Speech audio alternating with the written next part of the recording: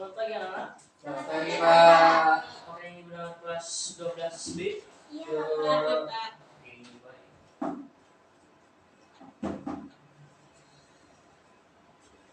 Baik anak-anak, kali ini kita akan mengajar tentang sejarah. Namun sebelum itu kita berdoa sejenak. Sebelum kita menyiapkan pembelajaran kita, mari kita berdoa kepada Satria. Mohon untuk memimpin doanya. Baik, untuk teman-teman sekalian, alangkah baiknya kita berdoa menurut agama dan percaya kita masing-masing. Berdoa, silakan. Berdoa selesai. Baik, gimana anak-anak keadaannya sehat? Betul, Pak. Gimana liburannya kemarin pas hari raya itu apa namanya? Yang kurban itu? Idul Adha gimana? Seru Bapak. Siapa sih umat muslim? Saya Pak. Gimana? Enak? Enak Direndam? Pak, dapat banyak daging sapi. Direndam atau gimana? Direndang, dideng-deng, Oh banyak ya. Siapa lagi umat muslim di sini? saya padahal udah ngajak mereka tuh Bapak, tapi gak ada yang mau datang. Enggak ada yang mau. Padahal banyak Pak, sampai banyak saya dapat daging Pak. Satria gimana? Saya tidak pulang, Pak, di sini. Oh iya ya, betul. Makanya ke rumahku. Oke ya, selamat hari Idul Adha ya untuk kalian semua ya. Dan Dan tepat sekali hari ini kita akan membahas tentang sejarah Muslim, yang dimana kali ini kita akan membahas tentang masuknya Islam di Indonesia. Namun sebelum itu saya ingin bertanya dulu, siapa yang belum hadir hari ini? Sudi. Sudi doang. sama Grando. Oh, kenapa mereka? Gak tahu Pak, katanya kemarin mereka berdua ini mau liburan di Dubai. Serius? Ya, berdua Pak mereka. Bercanda. Serius Pak, apa tadi malam saya nanyain. Jadi yang berada sama Sudi itu katanya lagi liburan. Enggak Bapak. Ada acara. Sekretaris gimana? Acara kayak Sudi sama Brando lagi lomba Bapak. Belum Oh, tahu. siapa? Lomba LKTI di Malang Bapak. Oh, yang kemarin di Tadi siapa? saya lihat. Oh berdua aja. Iya. Oh. Beberapa minggu mereka. 2 hari 1 malam Bapak menikmati Berapa? suasana malam. Kira-kira fotonya bisa berapa? Enggak tahu katanya apa. Oh iya, kita doakan saja mereka ya supaya mereka bisa. Berarti nggak jadi ke Dubai-nya. Katanya mau. Bohong mungkin itu ke Dubai-nya itu. Katanya dia yang bilang Pak. Lomba. Tadi kan story berdua. Selfie. Oh iya ya, juarakan mereka? Tidak ya? Semoga juara. Ya boleh. Persatuan mereka tidak akan sia-sia Bapak. Ya betul sekali. Oke, kita berikan doa yang terakhir untuk mereka supaya mereka bisa mendapatkan apa yang mereka Kira-kira inginkan. Pak, nggak jadi deh Pak. Boleh. Maaf Pak. Kasihan berada sama Sudi dia mau ini. Oh iya, tidak masalah. Jadi baik anak-anak, karena kita sudah memulai doa dan sudah Bapak sudah mengetahui siapa yang tidak hadir. Kali ini kalian sudah sarapan atau belum? Kalian saya nggak belajarnya. Spidol, minta tolong. Kalau belum sarapan, Cepet-cepet tanpa diburu-buru Pak. Jangan pagi Pak. oke. Lain kali kalau sebelum ke sekolah itu diusahakan untuk sarapan. Kalau tidak sarapan, dibawa juga bekalnya supaya bisa belajar dengan baik ya, belajar dengan baik dan bisa menerima pembelajaran dengan sungguh-sungguh. Biar konsentrasi terus dan insulinnya tidak menurun. Oke? Ya, saya lihat juga kelasnya sudah bersih. Terima kasih untuk weekend hari ini. Lain kali kalau bisa ditingkatkan dan dipertahankan ya. Baik, kita akan masuk ke pembelajaran kita kali ini. Namun sebelum itu saya pikir hari ini kekurangannya tidak dihapus. Hilda Tolong, kemarin ya. kalau salah. Enggak, Brando sama Sudi. Dia kan Oh lagi iya, lagi ya udah. lomba. Untuk Hilda, Memang tidak Bapak bertanggung jawab minta mereka. tolong untuk menghapusnya. Jadi saya Pak. Iya, lain Biasa kali. mereka bersenang-senang tuh. Iya, lain kali untuk tiketnya itu Ya, juga harus Brando ya. Sudi. Iya. Oleh-oleh. Monak. Lain kali disediain juga ini ya penghapusnya ya. Biar tidak. Itu dibawa sama Sudi Pak. Oh, Dikasih Sudi. iya. Bagus. Sudi itu.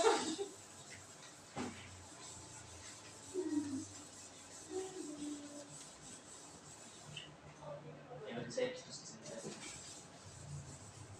Nanti diperbaiki lagi ya. Baik anak-anak, kali ini kita akan membahas tentang sejarah Islam. Ya jelas sekali sekali ya di depan itu gambarnya apa? Kira-kira gambarnya ini masjid dan orang yang lagi sholat. Jadi kali ini kita akan membahas tentang sejarah Islam di Indonesia. Jadi kali ini kita akan membahas tentang mulai datangnya persebaran dan apa yang mereka lakukan, dan tujuan pembelajaran kita kali ini itu tuh bertujuan memberikan pengetahuan atau wawasan, pemahaman dan keterampilan individual dan sosial kepada siswa untuk kalian tentang sejarah Islam di Indonesia, dan yang kedua itu mampu mengembangkan sikap penghargaan sumbangan Islam bagi dunia, mengembangkan toleransi dan menghargai perbedaan. Oke, Bapak sudah memberikan beberapa poin-poin yang akan kita bahas sebagai berikut, seperti yang pertama itu pengertian Islam, dan yang kedua masuknya Islam di Indonesia, yang ketiga itu metode atau cara masuknya ajaran Islam, dan yang keempat itu pengaruh Islam di Indonesia. Baik, kita masuk pada pengertian Islam terlebih dahulu. Mungkin untuk Purwati bisa membacakan secara etimologi. Ya, dibacakan. Islam atau aslama berasal dari bahasa Arab yang berhubungan dengan konsep kedamaian, keselamatan, dan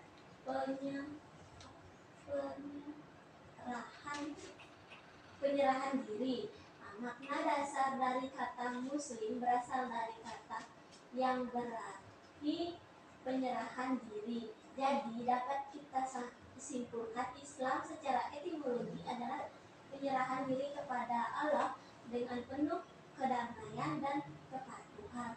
Iya, betul. Jadi secara garis besarnya Islam, pengertian Islam secara etimologi adalah menyerahkan diri. Nah, kepada siapa kita menyerahkan diri? Kepada Allah Subhanahu wa taala. Jadi kepercayaan seperti itu. Jadi ini yang saya Bapak catat, aslama, silmun atau salimah itu menyerahkan diri kepada Allah. Allah ini siapa? Tuhan. Ya, yang kita percaya ya. Tuhan. Jadi itu secara etimologi, dan secara terminologi mohon dibacakan Hilda. Terminologi Islam merupakan nama agama yang diwahyukan oleh malaikat Jibril kepada Nabi Muhammad SAW dan diadopsi oleh umat Muslim. Islam sendiri mengajarkan keyakinan kepada satu Tuhan berdasarkan Al-Quran itu sendiri. Jadi beberapa poin penting lain secara terminologi adalah keimanan kepada Allah, rukun iman, rukun Islam, dan lain-lain. Ya, baik, terima kasih Hilda. Jadi secara terminologi bisa kita bagi menjadi dua, yaitu secara terminologi khusus dan secara umum. Jadi secara khusus itu Islam itu adalah agama yang diajarkan oleh Nabi. Nabi ini adalah Nabi Muhammad ini adalah salah satu nabi yang diwahyukan untuk mengajarkan Islam di seluruh dunia. Jadi itu secara khusus. Namun secara umum Islam merupakan agama yang dibawa atau diajarkan oleh Nabi ke rasul-rasul Allah atau nabi-nabi lainnya. Jadi kurang lebih seperti itu secara terminologi. Jadi untuk kali ini bisa membedakan kan secara etimologi dan secara terminologi ya. Ya, oke, baik, terima kasih. Kita masuk ke masuknya Islam di Indonesia. Jadi pada kali ini kita akan membahas tentang bagaimana sih Islam itu bisa masuk di Indonesia. Nah, kali ini kita akan membahas ada 4 teori yang dimana bisa dikatakan teori-teori yang kuat kenapa Islam bisa masuk di Indonesia. Teori yang pertama adalah teori Gujarat. Untuk Eka bisa membacakan tentang teori Gujarat. Baik, jadi teori Gujarat itu adalah salah satu teori tentang masuknya Islam ke Indonesia. Dalam teori ini berpendapat bahwa Islam pertama kali masuk ke Nusantara melalui pedagang-pedagang Muslim dari Gujarat di India. Nah, hal ini didukung dari berbagai bukti seperti batu nisan raja-raja Samudra Pasai yang bercorak Gujarat. Betul. Jadi teori Gujarat ini menjelaskan bahwa pengaruh Islam bisa ada di Indonesia atau Islam bisa menyebar di Indonesia. Salah satunya yaitu melalui teori Gujarat. Nah, teori pujaan ini menjelaskan tentang masuknya Islam atau masuknya pemahaman Muslim itu berasal dari pedagang-pedagang yang berasal dari Gujarat, India. Nah, adapun beberapa bukti ya, bukti yang dimana bisa kita lihat dari gambar berikut. Gambar ini yaitu gambar yang memiliki coraknya itu berasal dari Gujarat. Ini gambar seperti ini. Oke, gambar seperti ini. Nah, jadi teori ini dikemukakan oleh J. Bishnako. Oke, teori selanjutnya yaitu teori Persia. Oke, untuk Satria bisa membacakan tentang teori Persia kepada kita. Teori ini berpendapat bahwa Islam pertama kali masuk ke Nusantara melalui perdagangan dan ulama dari Persia atau sekarang Iran pada sekitar abad ke-13. Beberapa pembuktian yang dapat dibuktikan seperti gaya seni kaligrafi yang ditemukan pada situs makam awal dan budaya Sufisme dari Persia. Ya baik, terima kasih. Jadi teori ini dikemukakan oleh Hussein Jayadiningrat yang mengatakan bahwa teori Persia merupakan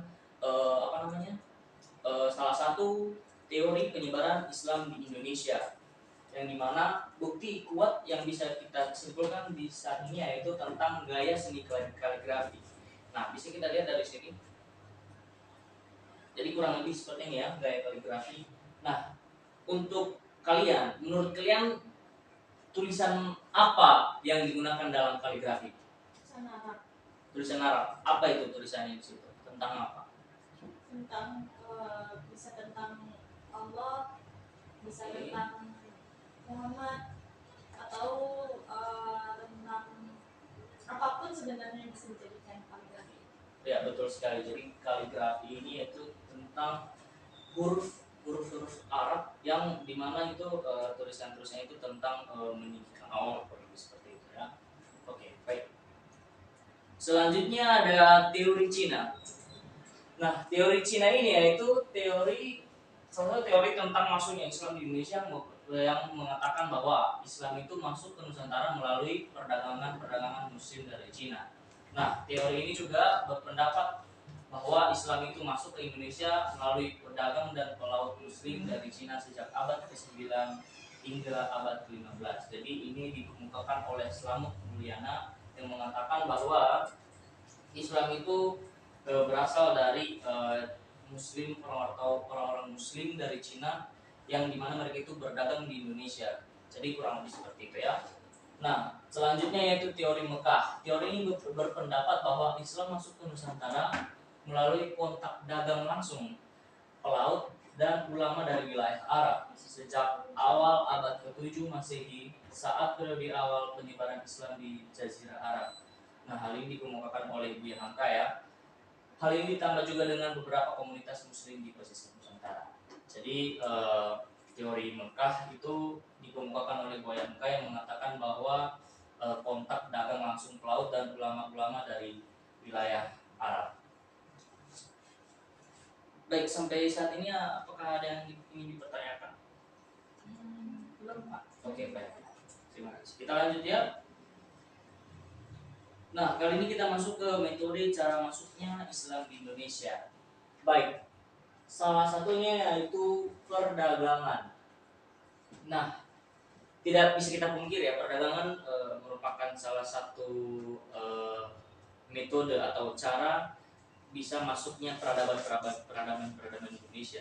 Hal ini juga diperkuat dengan Indonesia, terutamanya di perairan Selat Malaka itu merupakan jalur perdagangan internasional ya, dulunya laut internasional yang dimana itu dilalui oleh berbagai negara, berbagai bangsa yang dimana memiliki budaya-budaya yang bisa dibilang bisa membawa budaya-budaya tersebut ke Indonesia. Jadi perdagangan juga salah satu pengaruh yang cukup kuat kenapa Indonesia menerima Islam atau para cendekiawan dari Arab ini bisa menyebarkan ajaran mereka ke Indonesia.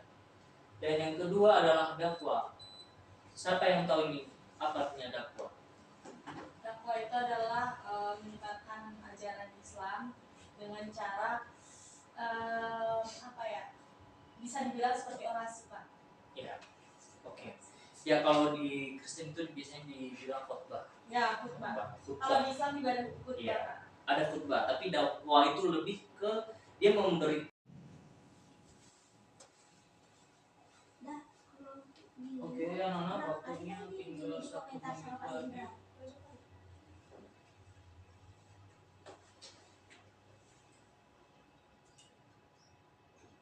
Sampai jam berapa kita balik ya? Jam berapa ya? 30 menit lagi nggak? 15 menit lagi kayaknya.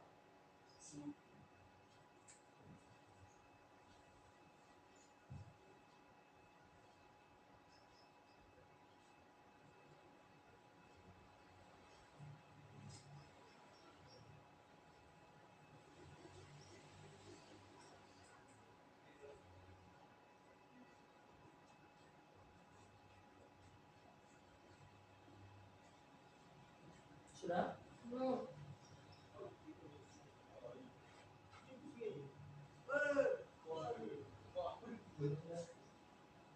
Sudah?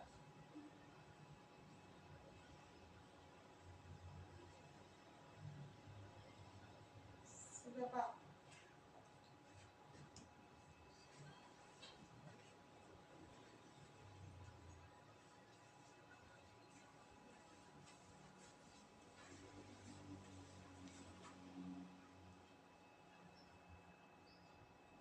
Nah, sudah dapat jawabannya semua? Sudah, Pak. Oke, baik. Siapa tadi yang pewayangan? Saya dan Satria Bapak. Oke. Bisa jelaskan? Di situ aja, apa? Pewayangan merupakan salah satu metode penyebaran Islam di Pulau Jawa pada saat itu. Nah, salah satu tokoh yang menggunakan metode pewayangan sebagai alat untuk penyebaran Islam adalah Sunan Kalijaga yang merupakan orang asli Jawa pada saat itu dan menyesuaikan dengan kebudayaan Jawa kala itu. Dan pada saat pementasan wayang tersebut, Sunan Kalijaga menyelipkan kalimat-kalimat syahadat di dalam proses penampilan wayang tersebut. Maka itu yang saya lakukan. Oke, baik. Terima kasih. Berikan tepuk tangan untuk Purwati. Jadi, ya kurang lebih seperti itu ya. Jadi, pewayangan itu juga bisa dikatakan metode atau cara masuknya Islam di Indonesia. Jadi, seperti memberikan suatu penampilan yang menarik yang akhirnya menjadi sebuah ketertarikan dalam budaya. Artinya Islam bisa masuk secara langsung perlahan masuk ke budaya-budaya yang ada di Nusantara. Jadi ya, terima kasih ya untuk Purwati, dan yang selanjutnya yaitu tentang tasawuf. Baik, kelompok ini bisa. Tasawuf adalah sebuah ilmu yang berfokus pada kepada bagaimana cara kita untuk memperbaiki diri, untuk menjauhi hal duniawi dan memperoleh kebahagiaan abadi. Dan itulah apa makna dari tasawuf itu sendiri. Tetapi metode tasawuf yang digunakan dalam penyebaran Islam itu digunakan dengan beberapa cara, Bapak. Yang pertama itu dengan pendidikan. Jadi kan dasarnya tasawuf ini adalah sebuah ilmu. Bagaimana cara kita untuk memperoleh ilmu agar kita bisa memperbaiki diri kita gitu. Nah, yang pertama itu dengan cara pendidikan, di mana pada saat itu para sufi mengajarkan ajaran Islam dan aturan syariat Islam kepada masyarakat di Indonesia. Yang kedua itu pengajaran teosofi. Nah, pengajar tasawuf atau para sufi itu mengajarkan teosofi yang bercampur dengan ajaran yang dikenal luas oleh masyarakat Indonesia sehingga mudah dimengerti dan diterima pada masa itu. Oke. Yang selanjutnya masih ada Yang selanjutnya itu penggunaan kekuatan magis. Nah, para sufi memiliki kekuatan magis dan penyembuh yang memungkinkan mereka untuk mempengaruhi masyarakat setempat. Jadi ibaratnya seperti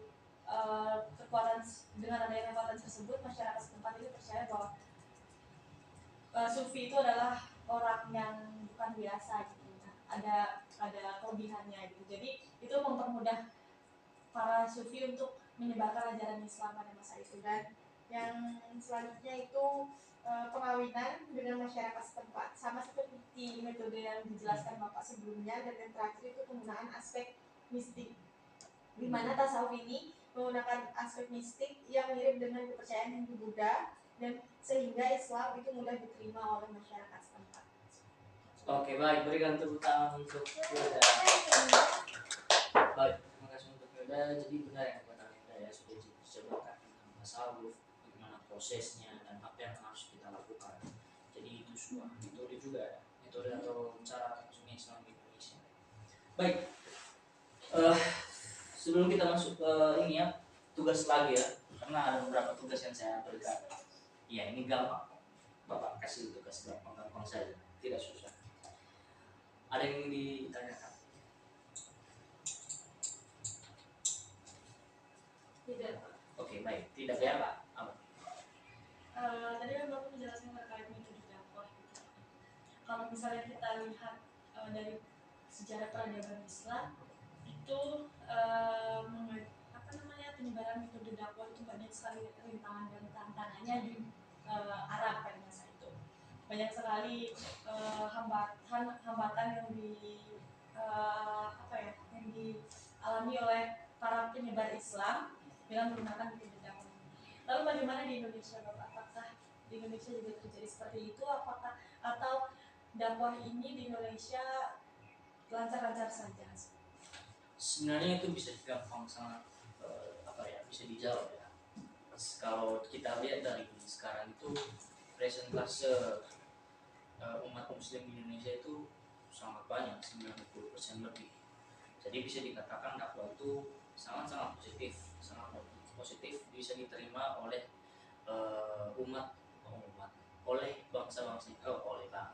oleh orang-orang Nusantara. Jadi dakwah itu ya bisa kita lihat dari sekarang, maksudnya untuk pas pertama-tama itu bisa diterima oleh orang Indonesia. Dakwah menjadi sebuah sarana yang baik untuk Indonesia. Selain memberikan pengajaran-pengajaran yang baik, selain memberikan pengajaran-pengajaran tentang Allah atau lain sebagainya, ya Indonesia bisa menerima itu karena pada kala itu juga Nusantara juga kan berada di, bisa dikatakan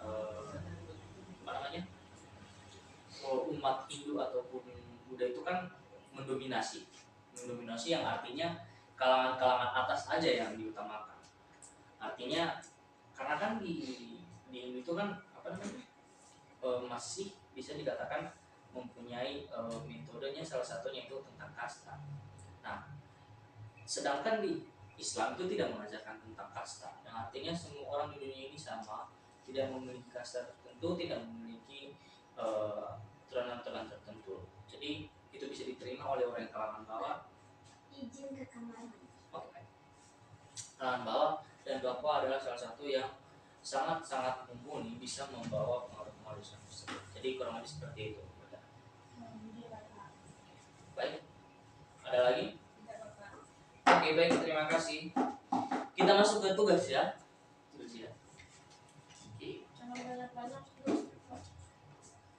Enggak banyak-banyak kok. Dikit aja.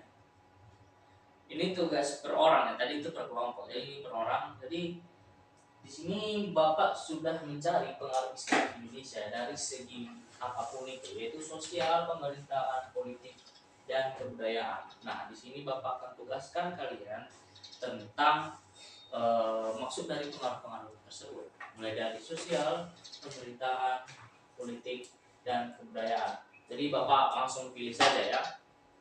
Sosial itu Purwati, pemerintahan itu Satria, politik itu Hilda, dan kebudayaan itu Eka.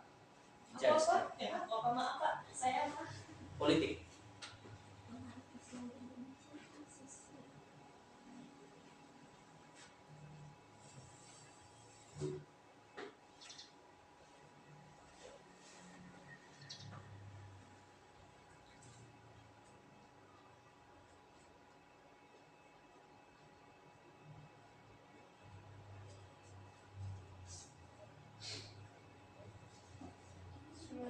bisa jawab, Pak.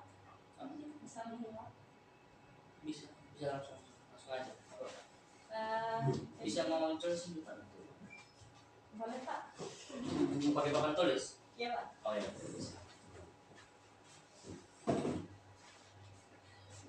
Baik teman-teman, di sini saya akan menjelaskan bagaimana pengaruh Islam di Indonesia pada bidang politik. Jadi pengaruh Islam di Indonesia pada bidang politik itu kita bisa lihat dalam beberapa aspek. Yang pertama itu munculnya sistem kesultanan. Nah, munculnya sistem kesultanan,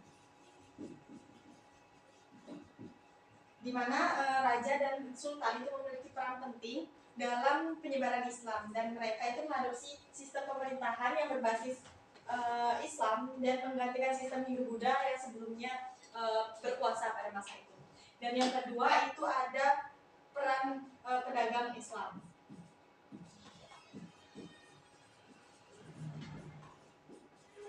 Nah, pedagang Islam dalam beberapa wilayah itu memajukan perekonomiannya dalam beberapa wilayah, dan mereka itu membawa budaya dan ideologi Islam yang kemudian diterima oleh masyarakat setempat pada masa itu. Dan yang selanjutnya itu perlawanan terhadap kolonialisme, di mana kelompok Islam itu menunjukkan perlawanan terhadap kolonialisme Belanda yang dimana mereka itu berjuang untuk mempertahankan syariat Islam dan menghadapi kebijakan pemerintahan yang menghambat perkembangan Islam pada masa itu. Dan yang selanjutnya itu ada pengaruh terhadap sistem pemerintahan.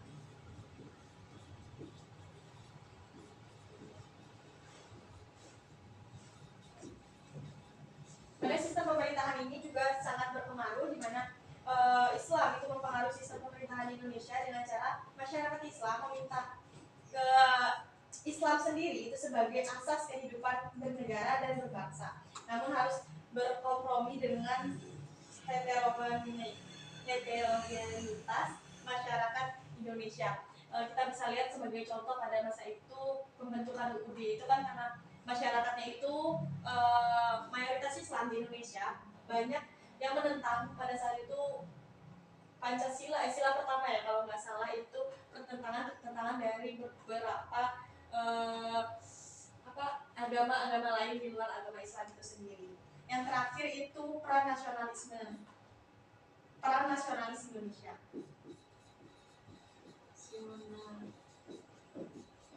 Islam.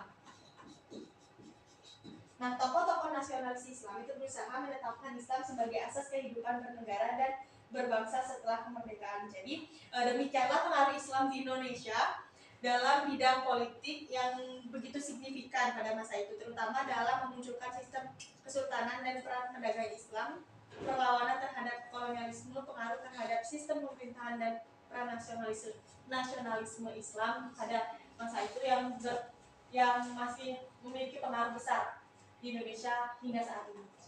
Oke, baik. Terima kasih untuk tangan untuk Hilda. Baik, terima kasih Hilda. Selanjutnya siapa yang mau menjelaskan? Berarti Kita dulu Satria dulu Pak. betul Pak. Tidak apa-apa, dijelaskan saja secara kata-kata maupun tidak apa-apa. Sepengetahuan kalian juga tidak apa-apa.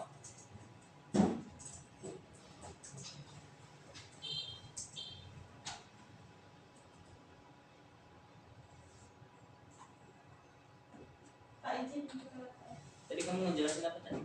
politik ya. Pak. Baik, di sini saya akan menjelaskan pengaruh Islam di pemerintahan yang ada di Indonesia. Yang pertama itu pergantian gelar raja, yang dimana sebelumnya jadi dari raja menjadi gelar kesultanan. Yang kedua adalah sistem kesultanan, munculnya sistem kesultanan berbagai bentuk pemerintahan Islam di Indonesia seperti Kesultanan Demak dan Kesultanan Gorontalo. Peran sultan berperan sebagai penyebar agama Islam dan memiliki peran penting dalam pemerintahan, Pak. Itu saya tahu. Oke, baik. Terima kasih Satria. Ya. Oke, selanjutnya siapa yang ingin? Pak. Eka. Oke, lanjut. Baik, pengaruh Islam di Indonesia dalam bidang budaya itu dapat kita lihat dari seni dan arsitekturnya. yang telah dijelaskan tadi di PPT itu terdapat seni kaligrafi dan seni hias geometris. Nah, kaligrafi Arab ini yang sering hiasi Al-Quran dan bangunan-bangunan bersejarah Islam. Nah, dalam hal ini mencerminkan keindahan dan juga kedalaman spiritual dalam ajaran agama Islam. Setelah itu ada sastra. Nah, sastra dalam dunia Islam ini berkembang dengan pesat dengan karya-karya seperti sastra Arab, Persia, Turki, dan Urdu. Adapun yang mencerminkan nilai-nilai dan pemikiran dalam Islam. Nah, karya-karya sastra seperti ini dijelaskan dalam karya Al-Mari'i atau Rubaiyat, yaitu karya Omar. Adapun yang terakhir itu dari adat istiadat. Seperti tradisi adat istiadat dalam masyarakat beragama Islam sering mencerminkan nilai-nilai Islam yang solidaritas sosial, keadilan, dan kemurahan hati. Contohnya itu termasuk tradisi pernikahan dan pakaian tradisional serta festival yang berakar dalam ajaran agama Islam. Selain itu kayak kemarin itu adanya Idul Adha. Oke, baik. Terima kasih tekan tepuk tangan untuk namanya Eka. Oke, selanjutnya terakhir, Prati gimana? Dalam struktur sosial, yaitu dengan adanya pengaruh Islam di Indonesia, yang awalnya ada sistem kasta dari agama Hindu, dengan masuknya Islam itu sistem kasta tidak dipermasalahkan karena di Islam tidak memakai sistem kasta. Jadi kasta yang awalnya ada di Indonesia itu secara perlahan berubah. Jadi semua masyarakat Indonesia itu dianggap sama, baik itu dalam kaum pedagang